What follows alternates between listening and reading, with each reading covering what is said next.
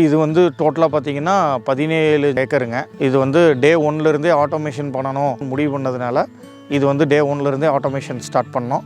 இங்கே வந்து இது டே 1லேருந்தே எந்த ஆளும் இல்லாத அளவுக்கு தான் ஒர்க் ஆகிட்டுருக்குன்னு வச்சுக்கோங்களேன். இது நான் வெதர் ஸ்டேஷன்லேருந்து சாயில் மாய்ஸ்சர் சென்சார்லேருந்து எல்லாமே போட்டிருக்கேன். சிங்கிள் இன்ஜெக்டர் போட்டு ஃபெடிகேஷன் யூனிட் போட்டிருக்கேன். அது போக எனக்கு எல்லா போர்லேருந்தும் டேங்க்குக்கு வந்துடுது.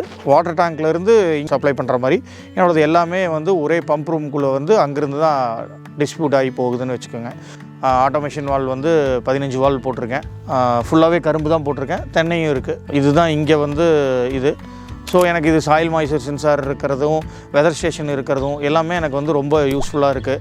மழை என்ன பெய்யுது, நைட்டு எத்தனை மணிக்கு பெய்யுது அப்படிங்கிறதுலேருந்து சாயில் மாய்ஸ்சர் சென்சார் வந்து எனக்கு வந்து தண்ணி கட்டலாமா வேண்டாமா, ரெண்டாவது இது வேறு பிளாக் சாயில், அதனால் அதுக்கு தகுந்த மாதிரி தான் நான் வந்து இரிகேஷன் பண்ணுறது எல்லாமே அதுக்கு தகுந்த மாதிரி தான் நான் பிளான் பண்ணி பண்ணிகிட்ருக்கேன். ஸோ எல்லாமே கேமரா எல்லாமே மாட்டியிருக்கிறதுனால ஃபுல்லி ஆட்டோமேட்டிக் ஃபார்ம் மாதிரி தான் நாங்கள் இதை வச்சுக்கிறோன்னு வச்சுக்கோங்களேன். நான் வந்து 1 மாதம் 1.5 மாதத்துக்கு ஒருக்கா தான் உள்ளே வருவேன். உரம் கலக்கிறதுனா மட்டும் எங்களை அந்த ஃபார்ம்லேருந்து அந்த ஃபார்ம் மேனேஜர் வந்து ஒரு 5 நாளைக்கு ஒருக்கா வந்து ஃபெடிகேஷன் இது மட்டும் ஃபில் பண்ணி வச்சுட்டு வந்துடுவார்.